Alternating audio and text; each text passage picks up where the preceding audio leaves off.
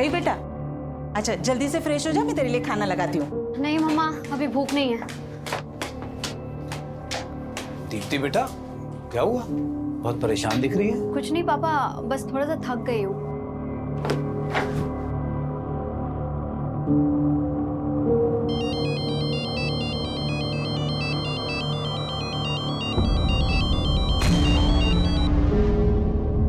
Hello hello, अरे तुम कुछ बोल क्यों नहीं रहे हो? देखो, तुम जो कोई भी हो ना, ये हरकतें करना बंद कर दो, वरना बिल्कुल अच्छा नहीं होगा।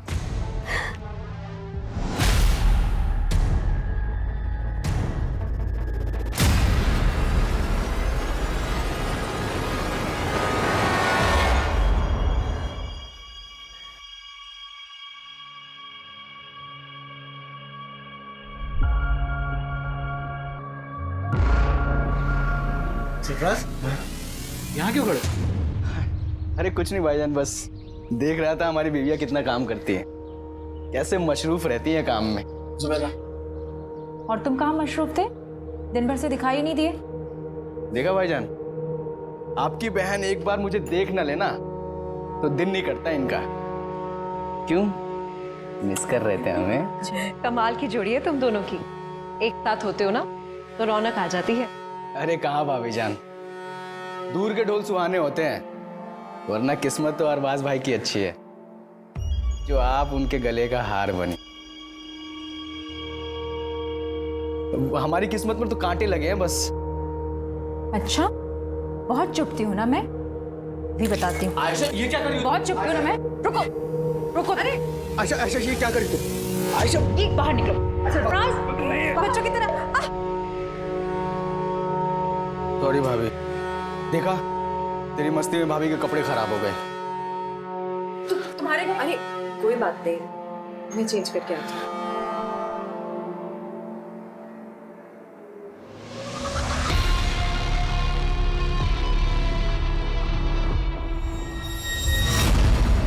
हाँ मम्मी, हाँ बस ऑफिस से निकल गई हूँ। ध्यान से आना। मम्मी आप ज्यादा टेंशन मत लीजिए। अच्छा मम्मी एक बात बताना, वो राजन मेरा लैपटॉप रिपेयर करके दे गया? नहीं, तेरा लैपटॉप तो नहीं आया। अरे कितना बड़ा झूठा है, मुझसे तो कह रहा था दोपहर तक रिपेयर करके घर पहुंचा दूंगा। चलो मैं जाके देखती हूँ। भैया समता नगर। हाँ।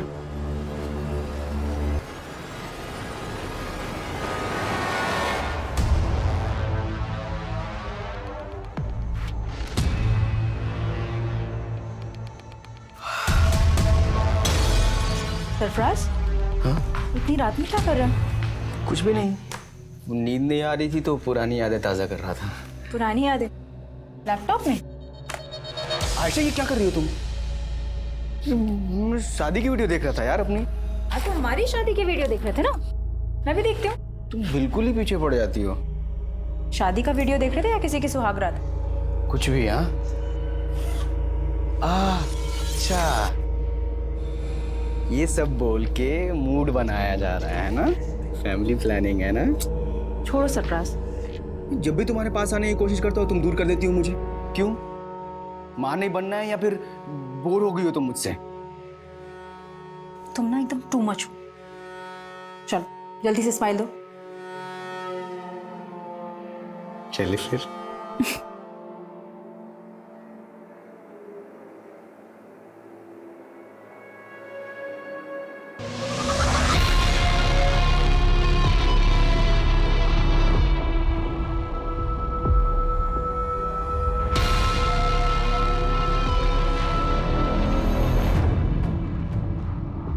कहते हैं कि इंसान अपने तौर तरीके बदल सकता है, लेकिन फितरत बदलना बहुत मुश्किल काम है। और अगर फितरत बुरी हो तो उसके फितूर और भी खौफनाक होते हैं। और ऐसे फितूर में जीने वाले कभी पीछे मुड़कर नहीं देखते, जबकि आगे सिर्फ तबाही होती है। और ऐसी ही तबाही सरफराज का भी इंतजार कर रही थी।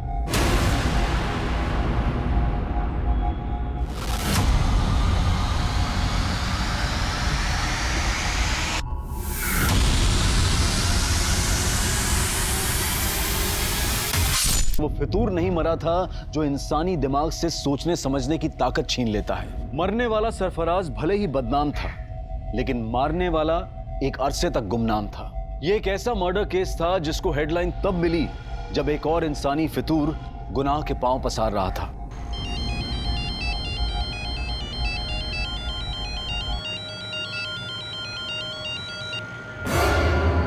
भैया जरा आराम से चलाइए आप।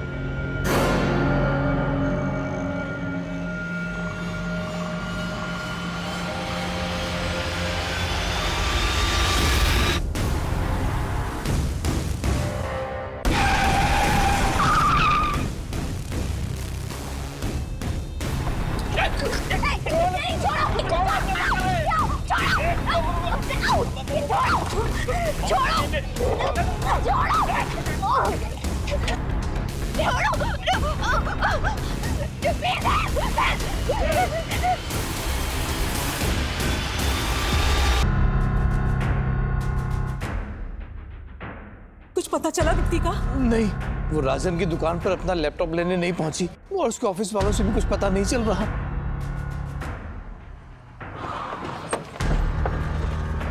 सर मैंने ही फोन किया था आपको। यहीं से अगवा करके ले गए सर। मैं उन्हें यहीं समता नगर लेकर जा रहा था, इतने में वहीं से 2 लड़के आए और उठा कर ले गए सर। उस गाड़ी का नंबर नोट किया जिसमें लड़की को लेके गए? नहीं सर, सब कुछ इतना जल्दी हो गया कुछ समझ में नहीं आया सर। लेकिन सर वैन ब्लू कलर की थी सर।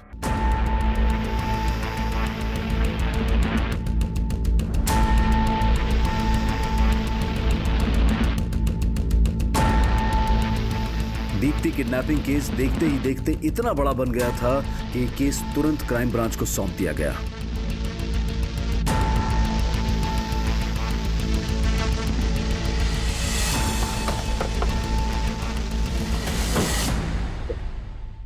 जैन सर। जैन, क्या अपडेट? सर बोरीवली कॉम्प्लेक्स से किडनैपिंग स्पॉट तक उस ऑटो का ट्रेल चेक किया। जहां जहां सीसीटीवी मिला वहां उस ऑटो के पीछे वैसी कोई ब्लू वैन नहीं दिखी सर। और जहां किडनैपिंग हुई थी वहां सीसीटीवी नहीं था, इसलिए वैन आगे किस डायरेक्शन में गई इसका ट्रेस भी नहीं मिला। किडनैपिंग हुए 16 घंटे हो गए, पता नहीं इस वक्त लड़की किस हाल में होगी, और तुम कह रहे हो कि कुछ भी ट्रेस नहीं हुआ है? वो वैन जरूर किडनैपिंग स्पॉट से जंगल की तरफ गई होगी, उस डायरेक्शन में चेक किया? जी हाँ सर, वहां पूरी रात पेट्रोलिंग हुई है और उस पैच में कहीं सीसीटीवी नहीं सर, और ज्यादातर स्ट्रीट लाइट्स खराब पड़े। मैं मानता हूँ क्रिमिनल्स इन बातों का फायदा उठाते हैं, लेकिन हम ये एक्सक्यूज नहीं दे सकते। पता है ना मीडिया में कितना बवाल हो रहा है। सर जिस लड़की की किडनैपिंग हुई थी उसकी पहचान पता चल गई है। कल देर रात एक दीप्ति नाम की लड़की की मिसिंग कंप्लेंट फाइल हुई थी और ये दीप्ति उसी एरिया में रहती है जहां से किडनैपिंग हुई थी। सर मैंने ऑटो वाले को इस लड़की की फोटो दिखाई तो उसने कहा कि वही लड़की है जो उसके ऑटो से किडनैप हुई थी।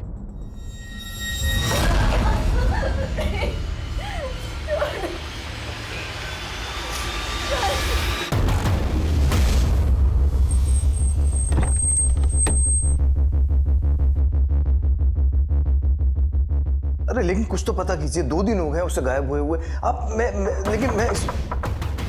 आपको कॉल करता हूँ थोड़ी देर में।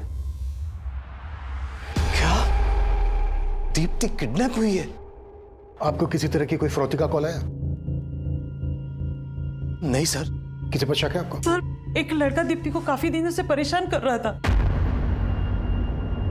कौन लड़का? पता नहीं सर, लेकिन काफी टाइम से दीप्ति परेशान लग रही थी। कुछ दिन पहले वो फोन पे किसी के साथ झगड़ा कर रही थी, तभी इस बात का पता चला। देखो तुम जो कोई भी हो ना, ये हरकतें करना बंद कर दो, वरना बिल्कुल अच्छा नहीं होगा।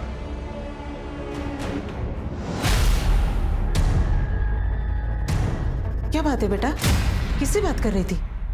मालूम नहीं मम्मा कौन है, आए दिन मुझे ब्लैंक कॉल करता रहता है और आजकल तो मेरा पीछा करना भी शुरू कर दिया है।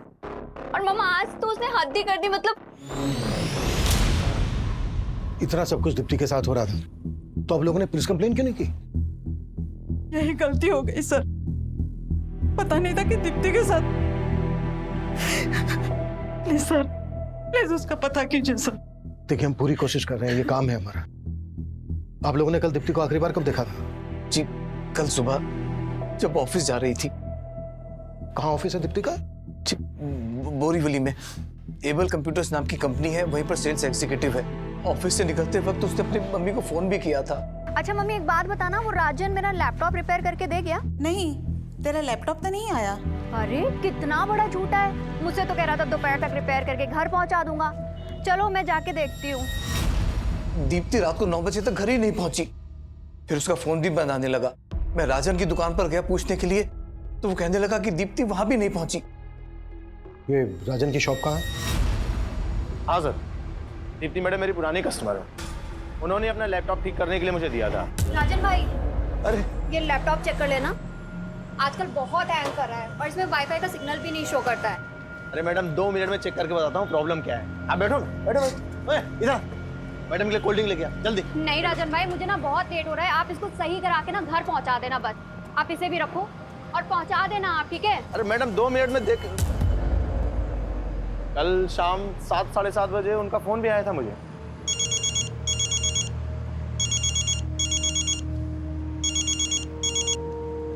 दीप्ति मैडम मैं आपको ही फोन करने वाला था। राजन भाई, लैपटॉप रिपेयर हुआ या नहीं हुआ? हाँ बिल्कुल रिपेयर हो गया है, लेकिन मैं पहुंचा नहीं पाया। आप दुकान पे आके ले जा सकती हैं? चलो ठीक है, फिर मैं ही आकर ले जाती हूँ। लेकिन फिर वो आई नहीं। रात में उनके पापा आए थे, दीप्ति को लेके काफी परेशान थे। दीप्ति की किडनैपिंग तो यहाँ पास में ही हुई थी, तुम्हें इस बारे में कुछ पता नहीं चला? नहीं सर, मुझे तो आज सुबह ही पता चला इस बारे में। दीप्ति ने इसको बताया था कि वो इसकी शॉप पर आ रही है और किडनैप हो गई। इसकी बैकग्राउंड चेक करो और पता करो कि इससे कनेक्टेड किसी आदमी के पास ब्लू कलर की वैन है क्या, जिसमें दीप्ति किडनैप हुई।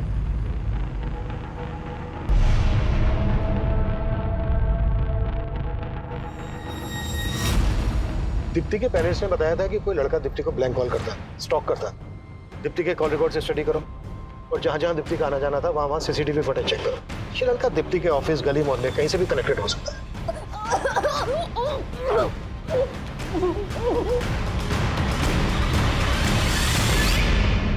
अरे भाई साहब, कमाल करते हैं आप भी। इतना सब कुछ हो गया, आपने बताया भी नहीं क्योंकि लड़का दीप्ति को परेशान कर रहा था। अब इतने गैर और इतने पराये हो गए हैं हम। बस जय, अभी ये सब बात करने की हालत में नहीं है हम लोग। अरे भाई साहब, हम समझ सकते हैं, लेकिन हम ऐसे हाथ पे हाथ रख के नहीं बैठ सकते। भाई साहब कुछ तो बताइए आप, ताकि हम जाके दीप्ति के बारे में कुछ तो मालूम करें, उसे ढूंढे जाके कम से कम।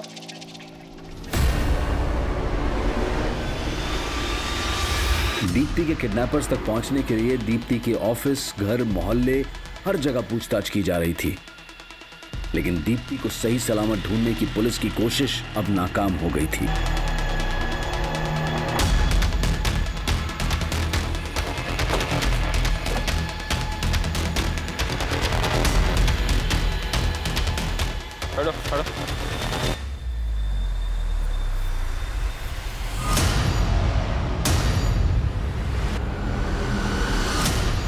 हालत देखकर तो लग रहा है सर इसके साथ रेप भी हुआ है।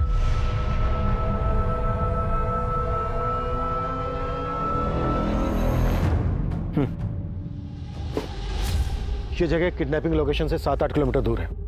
आसपास पता करो, शायद किसी से उस ब्लू कलर की वैन के बारे में पता चल जाए जिसमें दीप्ति किडनैप हुई थी। Okay sir.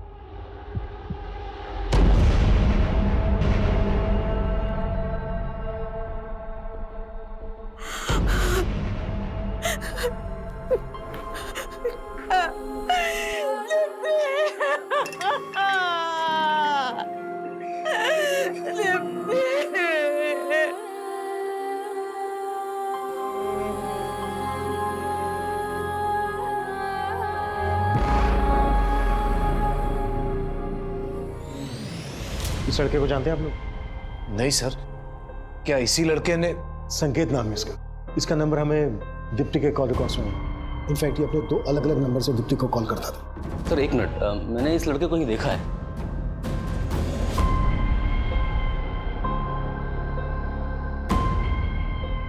हाँ सर, इस लड़के को मैंने दीप्ति के साथ देखा था। दीप्ति बहुत गुस्से में लग रही थी। जब मैं वहां पहुंचा तो लड़का चला गया वहां से। दीप्ति, क्या हुआ? निकलो यहाँ से तुम। कौन था ये? दीप्ति ने तो कुछ नहीं बताया। हो सकता है कि ये वही लड़का हो जो उसको स्टॉक कर रहा था। जब इस लड़के को दीप्ति के साथ देखा था आपने, कब की बात है? काफी समय पहले थे। कहाँ देखा था? दीप्ति के ऑफिस के बाहर। सर मैंने कुछ नहीं किया दीप्ति के साथ, वो मेरी अच्छी दोस्त थी इसलिए फोन करता था उसको। वो भी 2 नंबर से स्टॉक करता था उसको, पीछा करता था उसका? नहीं सर, मैं उसको स्टॉक क्यों करूंगा सर, वो मेरी बहुत अच्छी दोस्त थी, बल्कि मैं तो उसके साथ शादी भी करना चाहता था। अच्छा, तो बात यहाँ तक पहुँच गई थी? सर मैं झूठ नहीं बोलूंगा, मैं जिस कंपनी में जॉब करता हूँ उनको दीप्ति की कंपनी कंप्यूटर सप्लाई करती है, इस वजह से हमारी फ़ोन पर बातें होती थी। उसके बाद हम दोनों एक दूसरे को पसंद भी करते थे। ये लो। Thank you. यार दीप्ति, तुम इतनी इंटेलिजेंट हो, MBA भी किया हुआ है तुमने, एक कंपनी में क्यों फंसी हो? तुम्हें तो बहुत अच्छे जॉब ऑफर्स मिल सकते हैं। फंसी नहीं हूँ संकेत, मैं ना बस सही मौके का इंतजार कर रही हूँ। सही मौका मिलते ही मैं सीधा अब्रॉड। सच में? और जॉब के अलावा क्या सोचा है तुमने? मतलब? मुझे नहीं पता कि तुम कैसे रिएक्ट करोगी, but I really like you. क्या तुम भी मुझसे? सर पसंद तो वो भी मुझे करती थी, पर सर दीप्ति शादी करने के लिए तैयार ही नहीं थी। संकेत, मैंने तुम्हें कितनी बार बोला है कि मैं शादी के लिए अभी प्रिपेयर नहीं हूँ। यार दीप्ति, तुम सिर्फ अपने बारे में सोच रही हो। क्या तुम मुझसे प्यार नहीं करती? यार बार बार वही सवाल। मैंने बोल दिया, अब मुझे इस टॉपिक पर कोई बात नहीं करनी है संकेत। सर उसके बातों से मेरा फोन उठाना ही बंद कर दिया, इसलिए मैंने दूसरा नंबर लिया था और उसको कॉल करता था मैं। हेलो, अरे तुम कुछ बोल क्यों नहीं रहे हो? सर एक दो बार उसने फोन उठाया, लेकिन मैं बात करने की हिम्मत जुटा नहीं पाया, और जब बात करने की कोशिश की तो और ज्यादा नाराज हो गई थी। हेलो। हेलो दीप्ति, कैसी हो तुम? तुम मुझे इतने दिनों से ब्लैंक कॉल कर रहे हो? नहीं दीप्ति, मैं तो बस तुम्हें। बस करो, तुम्हारी फितरत ना मैं बहुत अच्छी तरीके से जानती हूँ, और अब मुझे दोबारा फोन मत करना। सर मैं तो बस उसको एक बार मिलना चाहता था, लेकिन उसका कोई जवाब ही नहीं आया। और जब तेरी ये समझ में आया कि वो तुझे अवॉइड कर रही है तो ये बात तेरे से बर्दाश्त नहीं हुई, इसलिए तूने दीप्ति को किडनैप किया और उसके बाद उसका रेप किया और मर्डर कर दी। सर क्या बात कर रहे हैं आप? मैं सच बोल रहा हूँ, मैंने उसके साथ कुछ भी नहीं किया, मैं कसम खाता हूँ। जब तुमने उस लड़के को दीप्ति से झगड़ते हुए देखा तब मुझे क्यों नहीं बताया? उस दिन तो बड़ी बड़ी बातें कर रहे थे, अब मुझसे ही पूछ रहे हो कि लड़का कौन है? अरे भाई साहब, अगर तब बता देते ना तो बड़ी मुसीबत हो जाती। अच्छा ठीक है, आज बता रहे हैं तो क्या आप सुन रहे हैं? क्या कहना क्या चाहते हो तुम? भाई साहब कहना ये चाह रहे हैं कि आप दीप्ति को अच्छी तरह से जानते थे, वो कैसी थी। अगर तब बोलते ना तो कहते कि मेरी लाइफ में ताक झांक कर रहे हो। देख लिया ना आपने, आप लोगों से कितना छुपाती थी वो। खबरदार जो मेरी बेटी के बारे में कुछ बोला तो वो अब नहीं रही है। और नहीं भाभी जी, मेरे कहने का मतलब ऐसा नहीं था। तुम्हारा सब मतलब समझती हूँ मैं। मुझे ये बताओ कि तुम दीप्ति के ऑफिस के पास क्या करने गए थे? सर दीप्ति की पोस्टमार्टम रिपोर्ट के मुताबिक पहले दीप्ति को ड्रग्स देकर बेहोश किया गया, फिर उसका रेप किया गया। ये तो दीप्ति की लाश देखकर लग ही रहा था। Cause of death suffocation.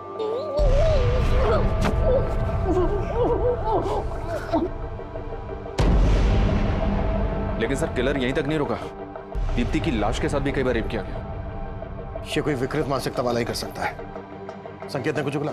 नहीं सर, लेकिन हाँ सर, किलर ने दीप्ति की बॉडी से अपना DNA भी वाइप आउट कर दिया। दीप्ति को 2 लोगों ने किडनैप किया था। अगर संकेत दीप्ति की किडनैपिंग में शामिल है तो उसका कोई दूसरा साथी भी होगा। एक काम करो, संकेत को जाने दो और नजर रखो इस पर, और पता करो कि संकेत से कनेक्टेड किसी भी आदमी के पास ब्लू कलर की वैन है। और सर इसके अलावा राजन के बारे में एक बात पता चली है। राजन पे तकरीबन 1 साल पहले एक लड़की ने मोलेस्टेशन का चार्ज लगाया था। केस स्ट्रॉन्ग नहीं था इसलिए छूट गया। इसे देखकर ही लग रहा था कि आदमी ठीक नहीं है। लेकिन सर फिलहाल इसके बैकग्राउंड में ऐसा कोई नहीं मिला है जिसके पास कोई ब्लू कलर की वैन हो। 1 मिनट। हाँ अभिषेक बोलो। सर राजन के बारे में पूछताछ की तो राजन का एक हेल्पर गिरीश सामने आया है, तो उसके पास राजन का एक लैपटॉप भी है। सर ये राजन भाई का लैपटॉप है जिसमें राजन भाई ने वो लड़कियों की गंदी गंदी तस्वीर रखी है सर।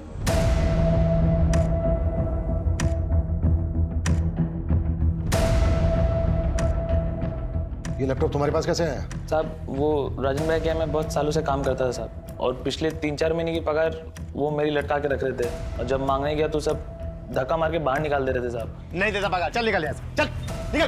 तो गुस्से में आके मैं लैपटॉप उठा के भाग गया साहब। ये लैपटॉप में जो लड़कियां कौन है ये? सर वो मालूम नहीं सर मुझे। राजन का दीप्ति को लेकर कैसा बिहेवियर था? साहब राजन भाई तो थोड़े अयास हैं साहब, मैंने साहब को बताया था साहब, और दीप्ति मैडम को लेके उनकी नज़र कुछ ठीक नहीं थी साहब।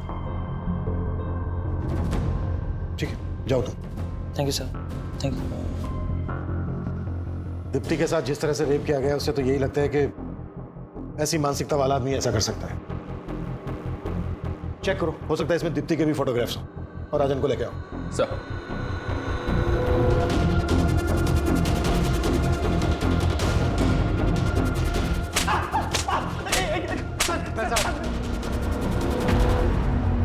दीप्ति ने आखिरी कॉल तुझे किया था, और सीधे सीधे बोल, दीप्ति के रेप और मर्डर में तेरे साथ दूसरा कौन शामिल था? सर मैंने कुछ नहीं किया है, आपको जरूर कोई गलत फहमी हो रही होगी। तेरे लैपटॉप में जो न्यूड पिक्चर्स हैं किन लड़कियों की हैं? मेरे लैपटॉप में? मेरा कौन सा लैपटॉप? अरे वही लैपटॉप जो गिरीश तेरी दुकान से लेके भागा था। हाँ सर, गिरीश मेरी दुकान से लैपटॉप लेकर भागा था, लेकिन सर वो लैपटॉप मेरा नहीं है, वो तो एक लड़का मेरी दुकान पे मुझे बेच के गया था। अच्छा, तो कहानी सोच क्या है? सर मैं सच बोल रहा हूँ, एक दिन एक लड़का उस लैपटॉप को लेकर मेरी दुकान पे आया था और मुझे बेच के गया था।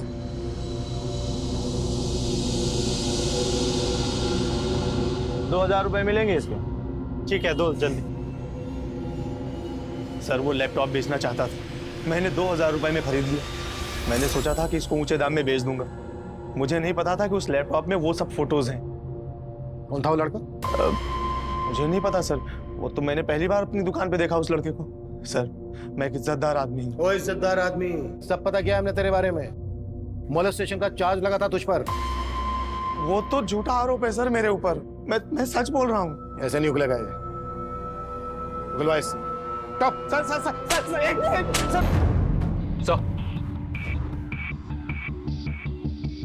सर मैंने लैपटॉप चेक किया, पर इसमें दीप्ति की कोई फोटो नहीं मिली।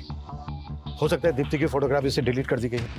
इसका डिलीटेड डेटा रिट्रीव करो। Okay sir. और एक बात सर, ये सारी फोटोज मॉफ्ड हैं। मॉफ्ड? जी सर। यानी न्यूड पिक्चर्स के ऊपर दूसरी लड़कियों के फेसेस लगाए गए। Right sir. और एक बात सर, मैं जब लैपटॉप चेक कर रहा था तो मुझे सरफराज नाम का एक फोल्डर मिला सर, जिसमें इस लड़के के कई फोटोज हैं। ये देखिए,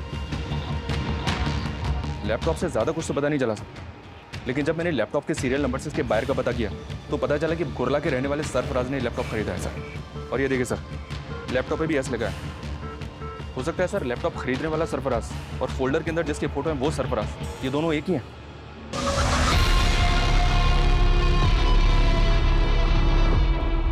पॉसिबल है। अभिषेक, कुर्ला पुलिस से कांटेक्ट करो और सरफराज को लेकर आओ। सर।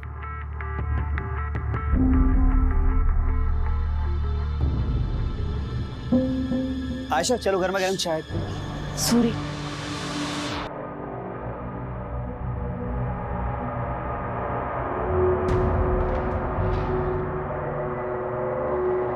आयशा, मैं बहुत दिनों से तुमसे कुछ बात करना चाह रहा था। किस बारे में? माना कि तुम्हारी डिलीवरी में काफ़ी कॉम्प्लिकेशंस थी, लेकिन अब तुम फिट हो और जूही भी 1 साल की हो गई है। आयशा, तुम वही बिजनेस फिर से शुरू क्यों नहीं कर देती जो तुम जुबैदा भाभी के साथ करती थी? नहीं वसीम, अब हालात बहुत बदल गए हैं। मुझे नहीं लगता कि जुबैदा भाभी दोबारा वो काम शुरू करना चाहेंगी। तो तुम क्यों शुरू नहीं कर देती? क्यों? मेरा और जूही का खर्च चलाना मुश्किल हो रहा है क्या? आयशा, मैंने तुम्हारी हर मुश्किल को आसान किया है और तुम मेरे लिए मुश्किल नहीं बन सकती। और जूही, उसका नाम नहीं लिया तुमने। क्यों? वो सरफराज का खून है इसलिए?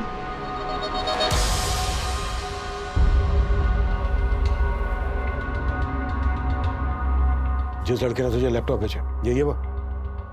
नहीं सर, ये वो नहीं है।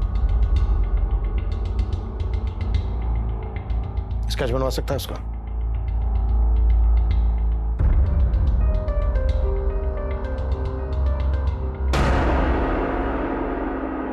हाँ, वो लड़का कुछ कुछ ऐसा ही दिखता था।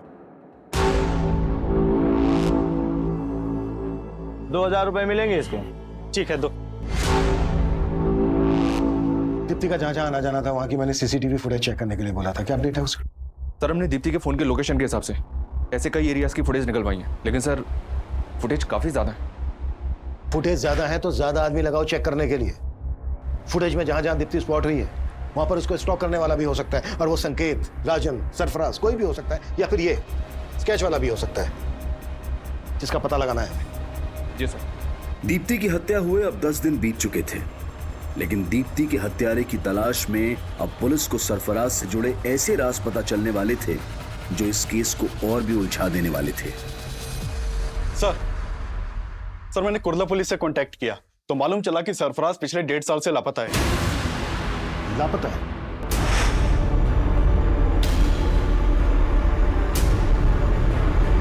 जी सर।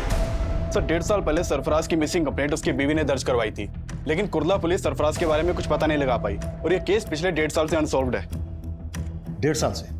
ऐसा क्या इस केस में कि पिछले 1.5 साल से सॉल्व नहीं हुआ? सर मैंने ये केस स्टडी किया, इस केस के ऊपर कुछ खास काम नहीं हुआ था। बस इस विलास नाम के आदमी के ऊपर शक जताया गया था क्योंकि इसने सरफराज को आखिरी कॉल किया था, लेकिन सर इसके खिलाफ बाद में कुछ मिला नहीं तो इसे छोड़ना पड़ा। 1.5 साल पहले सरफराज गायब होता है और 1.5 साल के बाद ये लड़का सरफराज का लैपटॉप राजन की दुकान पर भेजता है। दीप्ति राजन को लास्ट कॉल करती है और राजन की दुकान पर जा रही होती है। बीच रास्ते में ही दीप्ति का किडनैप हो जाता है, उसका रेप और मर्डर कर दिया जाता है। दीप्ति का रेप और मर्डर केस सरफराज के केस से जरूर ताल्लुक रखता है। सरफराज और इस स्केच वाले लड़के के बारे में पता लगाने के लिए हमें विलास और सरफराज से ताल्लुक रखने वाले सभी लोगों से मिलना पड़ेगा।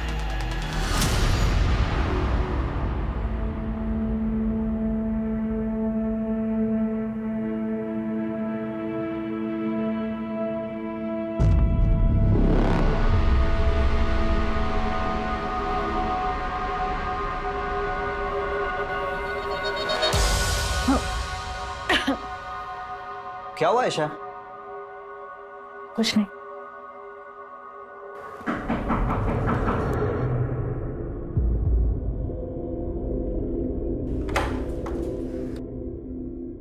जी आयशा।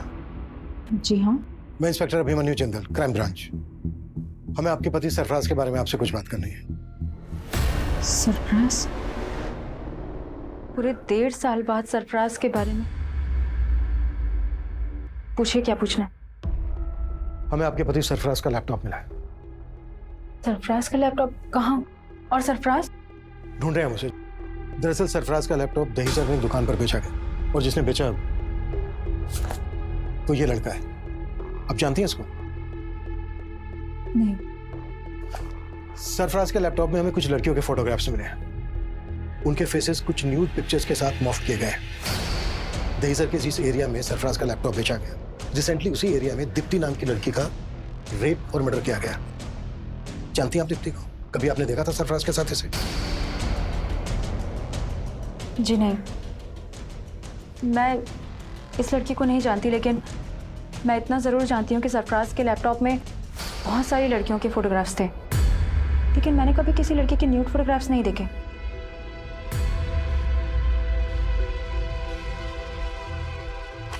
वो यही थी लड़कियां?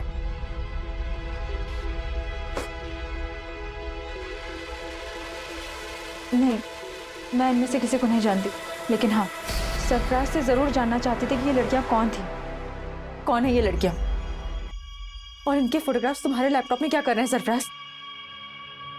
अच्छा, इसीलिए तुम उस दिन अपना लैपटॉप मुझे नहीं दे रहे थे, है ना? चुप क्यों हो? बोलो सरफराज। मेरा पास्ट, तुमसे शादी करने से पहले ये सारी लड़कियां मेरी लाइफ में आई थी एक एक करके। मैं सबसे प्यार करता था। फिर मुझसे शादी क्यों की? क्योंकि मैं इन सबके प्यार में नाकाम हो चुका था। मैं नहीं चाहता कि हमारा रिश्ता नाकाम हो। इतना सब जानते हुए भी मैंने सरफराज को माफ कर दी, लेकिन वो भरोसे के लायक ही नहीं था। एक दिन वही हमें छोड़कर चला गया। लेकिन सरफराज की मिसिंग कंप्लेंट लिखवाते वक्त ये बातें तो आपने बताई नहीं। क्योंकि मुझे उम्मीद थी कि एक दिन वो लौटकर जरूर आएगा। मेरे पेट में उसका बच्चा था, लेकिन ना तो उसे मेरी परवाह थी, ना ही अपने बच्चे की। अगर वसीम ना होते, ना तो आज मैं जिंदा होती, ना ही मेरी बच्ची। वसीम? आप ही वसीम हैं? जी सर, मैं वसीम, सरफराज का दोस्त। और अब हम पति पत्नी। हाँ सर, आज से 1.5 साल पहले से मैं सरफराज के कांटेक्ट में था सर। वो एक ब्रोकर था और मुझे एक प्लॉट की तलाश थी सर, और इसलिए मैं उससे मिला था। और ये बात सर मैंने कुर्ला पुलिस को भी बताई थी। लेकिन 1.5 साल बाद अब हमें पता चला है कि इस आदमी ने सरफराज का लैपटॉप दहीसर में बेचा था। क्या उस दौरान कभी इस आदमी को सरफराज के साथ देखा था? नहीं सर, मुझे ध्यान में नहीं है। शायद कभी देखा होगा सरफराज के साथ में। इसका नाम सरफराज है। ये 1.5 साल से लापता है। क्या इसको जानते हैं आप लोग? कभी दीप्ति के साथ देखा हो इसको?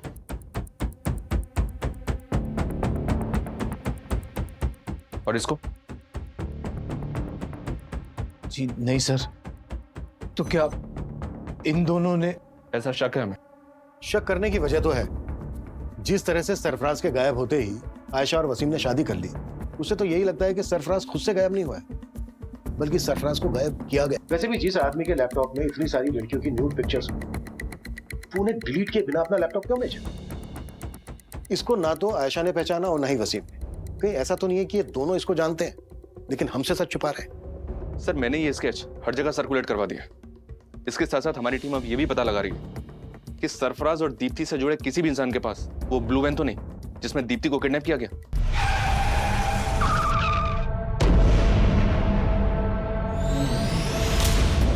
सरफराज के लैपटॉप में जितनी भी लड़कियों के फोटोग्राफ्स हैं, हमें उन सबकी पहचान पता करनी होगी। आशा का कहना है कि इन सभी लड़कियों के साथ सरफराज का अफेयर था।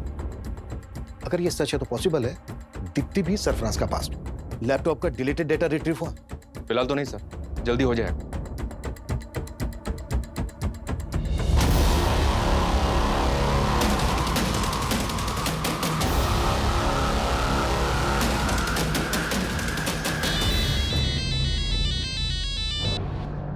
हेलो भाभी जान, कैसी हैं आप?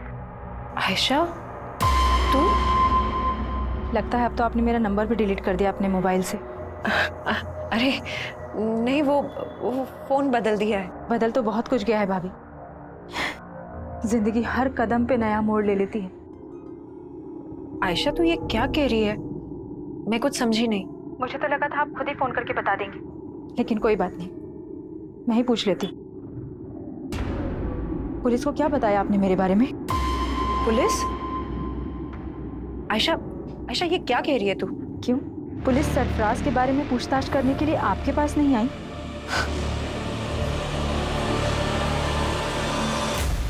सर, हमने दीप्ति के ऑफिस के बाहर की पिछले 2 महीने की कई सीसीटीवी फुटेज चेक की। उनमें से कई फुटेज में दीप्ति संकेत के साथ दिखाई दे रही है, लेकिन सर फुटेज में संकेत दीप्ति को स्टॉक करता हुआ नहीं दिखाई दे रहा। लेकिन दीप्ति को लगता था कि कोई लड़का उसको स्टॉक करता था, पीछा करता था उसका। बाकी की फुटेज भी चेक करो। जी सर। और एक बात है सर, दीप्ति की हत्या से 2 दिन पहले उसका चाचा उसके ऑफिस के बाहर देखा गया था। मैंने और चेक किया तो पता चला कि दीप्ति का चाचा अक्सर दीप्ति के ऑफिस वाले एरिया में जाया करता था। इसके खिलाफ मिला कुछ? अनमेरिड, जॉबलेस, फ्रस्ट्रेटेड आदमी है सर। शराब की भी लत है। कुछ साल पहले तक दीप्ति के पेरेंट्स के साथ ही रहता था। दीप्ति के फादर इसकी आदतों से परेशान थे, इसलिए इसे अलग कर दिया। जयेश घर में अपना हिस्सा मांग रहा था सर, और दीप्ति घर बेचने के खिलाफ थी। हाँ सर, ये बात सही है कि जयेश चाहता था कि मैं घर बेच दूं और उसे उसका हिस्सा दे दूं, लेकिन दीप्ति ये नहीं चाहती थी कि ये घर बिके। चाचा, आप किस मुंह से अपना हक मांग रहे हैं? दीप्ति, हम दोनों भाइयों के पीछे मुड़ने की जरूरत नहीं है तुझे। क्यों ना बोलूं? आप भूल गए जब आपको बिजनेस करना था आपने 10 लाख रुपए का लोन लिया था और आपका बिजनेस तो ठप हो गया। उसकी किस्तें किसने चुकाई? मैंने और पापा ने। तू हद से ज्यादा नहीं बोल रही है? हाँ? क्यों? आप भी हद में कहाँ रहते हैं? काम आपको आता नहीं है और नशा आपसे छूटता नहीं है। अपने हद में रह जयेश, वो जो बोल रही है वो सही बोल रही है। तो आपको कभी लगा नहीं कि जयेश ऐसा कुछ? सर, माना कि जयेश से हमारी बनती नहीं है, लेकिन वो ऐसा नहीं कर सकता। ये ऐसा समझ सकते हैं सर, लेकिन मुझे किसी पे भरोसा नहीं। मेरी बेटी को किसी दुश्मन से कम नहीं समझता था वो। साहब, मुझे मालूम था भाभी जी मुझे बख्शेंगे नहीं, लेकिन मैं इतना गया गुजरा नहीं हूं कि अपनी भतीजी के साथ ये सब। तो फिर उसके ऑफिस के पास क्यों मंडराता था? दीप्ति की हत्या से 2 दिन पहले भी तू वहां देखा गया, क्यों गया था? मैं तो बस उससे मिलके बताना चाह रहा था कि मुझे मेरा हिस्सा मिल जाए और रास्ते में ना आए। काम नहीं है साहब, पैसा नहीं है। काम नहीं है, पैसा नहीं, लेकिन तेरा दोस्त उमेश तो तुझे पैसे दे रहा था ना, कर्जा दे रहा था ना तुझे, और रोज पे रोज तुझे दारू भी पिला रहा था। कहीं ऐसा तो नहीं है कि उसको खुश करने के लिए तूने दीप्ति को? पैसा कुछ नहीं है साहब, मैं सच कह रहा हूँ। जो भी है वो तो तेरा दोस्त उगल देगा, और तो भी।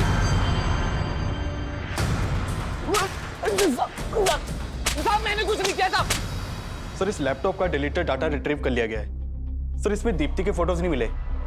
ये देखिए, एक दूसरी लड़की के न्यूड फोटोज मिले। मतलब इस लड़की के फोटोग्राफ्स मॉर्फ नहीं किए गए?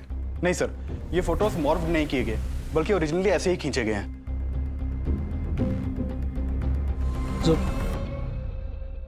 जुबैदा, क्या सोच रही हो?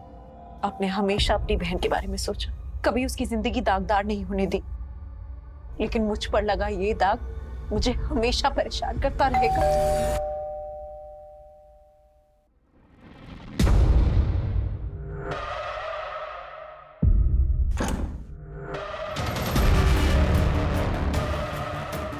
एक दूसरी लड़की के न्यूड फोटोज मिले हैं। मतलब इस लड़की के फोटोग्राफ्स मॉर्फ नहीं किए गए हैं? आप कुछ बोल क्यों नहीं रही? सरफराज के लैपटॉप में आपके ये फोटो होने की कोई तो वजह होगी। वजह थी, सरफराज अय्याज था, गलती हमारी भी थी। मैंने बिना जाने बिना परखे अपनी बहन की शादी उसके साथ करवा दी और उसके बाद उसको पड़ोस में ही घर दिलवा दिया। फिर वो मेरी बीवी पे ही ताक झांक करने लगा।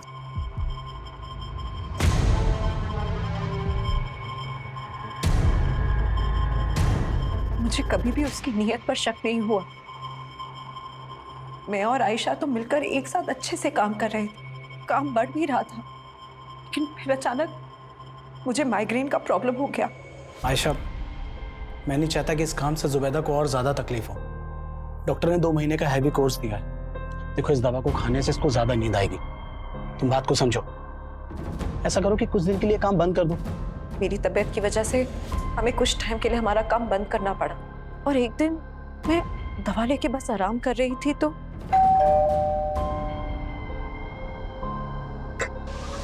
हाय भाभी, क्या हुआ? आपकी तबीयत ठीक नहीं है? नहीं, वो थोड़ा सर बहुत चकरा रहा था। अरबाज भाई कहाँ हैं? अगर आपकी तबीयत इतनी खराब थी तो मुझे बताना चाहिए था। मैं दवा के नशे में थी और फिर अचानक न जाने कैसे मेरी आंख लग गई।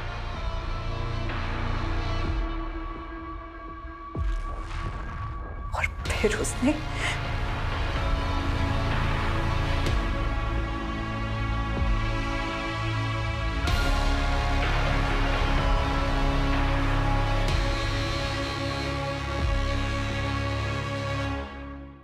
तब मुझे कुछ नहीं पता चला, लेकिन जब आँख खुली तो फिर अरबाज घर वापस आए तो मैंने उन्हें सब कुछ बता दी। मैं तो उसी वक्त पुलिस के पास जाना चाहती थी, लेकिन इन्होंने मना कर दिया। उसके बाद हम यहाँ मेरे मायके चले आए, लेकिन सरफराज ने उसके बाद मुझे ब्लैकमेल करना शुरू कर दिया। सरफराज, तुम ये सही नहीं कर रहे हो। मैं आयशा को सब कुछ बता दूंगी। तो बता दो, डरता नहीं हूं मैं।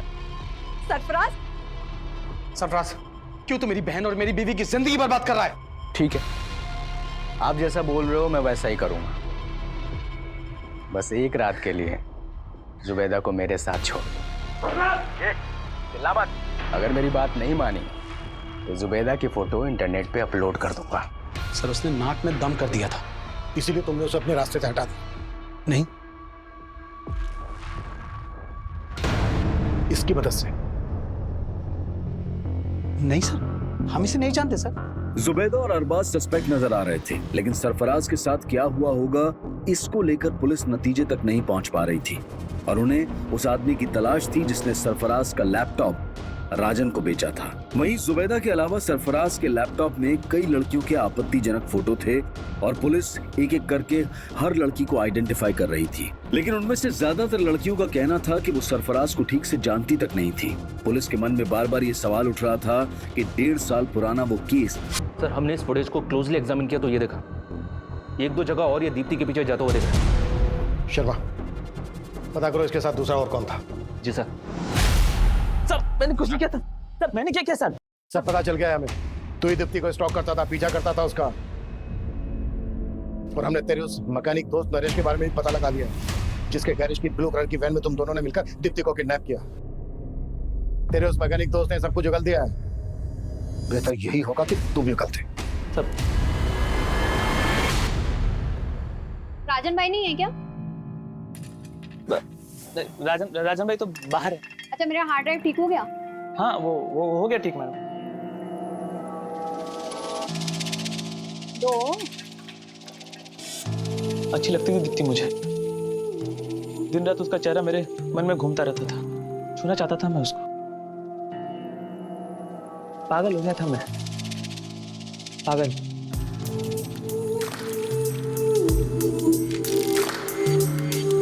प्यार करता था मैं उससे। अगर मैं उसको ये बात बोलता तो कभी नहीं मानती। मेरे को मालूम था उस दिन वो राजन भाई की दुकान पे आने वाली। आप दुकान पे आके ले जा सकती हैं? अपने दोस्त का प्लान बना के उठा लिया उसको।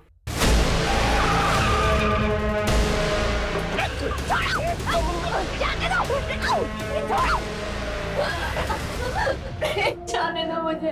नहीं नहीं, डरो मत, डरो मत। दीप्ति, मैं हूं। प्यार करता हूँ दीप्ति तुमसे। शादी कर लो मुझसे। दीप्ति, शादी कर लो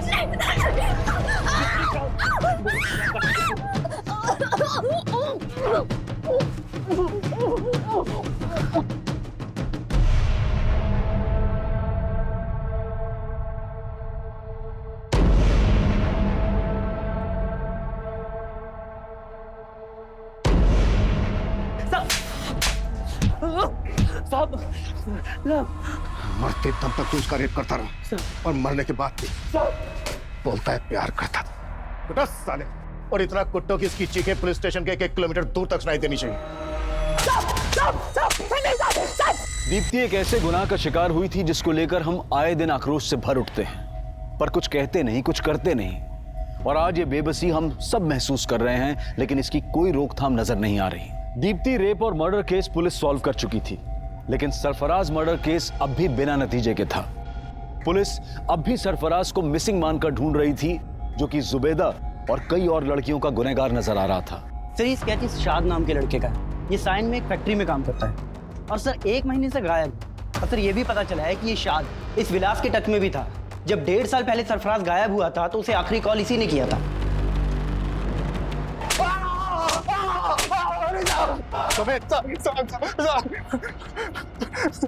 साहब मेरा दोस्त था साहब, और वो लैपटॉप मेरे स्टोर रूम में रखा हुआ था साहब। मेरा मुझसे उठा के ले गया और उसे भेज दिया साहब।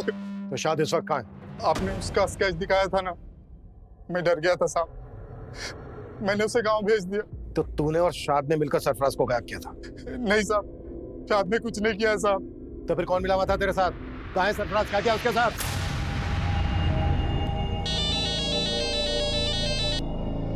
हेलो विलास भाव, अरे बताओ क्या खिदमत करूं आपकी? अरे बहुत इंतजार कराया आपने।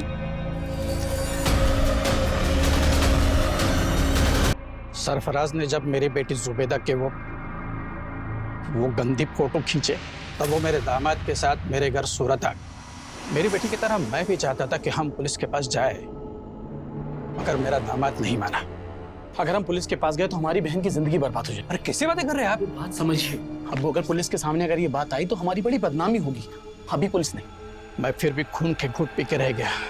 लेकिन जब उसने मेरी बेटी की फोटो इंटरनेट पर डालने की धमकी देनी शुरू की, तब मैं खुद गया उसे समझाने, उसकी मिन्नतें करने। खुदा से डर बेटा, वो फोटो डिलीट कर दे। अपनी बेटी दे दे, सिर्फ 1 रात के लिए। राज, तू ये सही नहीं कर रहा है, समझा? चले, क्या जो करना कर ले। विलास को तो मैं काफी दिनों से जानता था। बहुत सारा कर्जा लेकर रखा था उसने मुझसे। और तुमने उसको बोला कि अगर वो तुम्हारा साथ देगा तो तुम उसका सारा कर्जा माफ कर दो। मैंने जो भी किया अपनी बेटी के आबरू बचाने के लिए किया, और मुझे उसका जरा भी अफसोस नहीं है। जुबैदा के पिता यूसुफ ने कहा कि उसे अपने किए का कोई पछतावा नहीं है। और हमारे समाज और हमारे आसपास शायद ऐसे कई लोग होंगे जो शायद ये सोचते होंगे कि सिर्फ सरफराज ही क्यों, अगर दीप्ति के गुनहगार गिरीश का भी सरफराज जैसा ही अंजाम होता तो शायद गलत नहीं होता। हाल ही में हमारे देश में ऐसा बहुत कुछ हुआ जहां महिलाओं के साथ गलत करने वालों को सूली या गोली, किसी भी तरह से इंसाफ दिलाने की मांग उठ रही थी। लेकिन इंसाफ के मामलों में जज्बात और फितूर से नहीं, बल्कि कानूनी प्रक्रिया से ही फैसलों तक पहुंचना चाहिए। अगर जुबैदा का पति अरबाज पहले से ही पुलिस की मदद लेने का फैसला कर लेता तो जुबैदा के पिता की बेबसी का फितूर उन्हें आज कटघरे में लाकर खड़ा नहीं करता। अब मैं अनूप सोनी आपसे विदा लेता हूं। फिर मुलाकात होगी क्राइम पेट्रोल सतर्क के ब्लैक हेडलाइंस अध्याय में एक और नए केस के साथ। और याद रखें, क्राइम और आपके बीच में सिर्फ इतना फर्क है कि आप कितने सतर्क हैं। सतर्क रहें, सुरक्षित रहें। जय हिंद।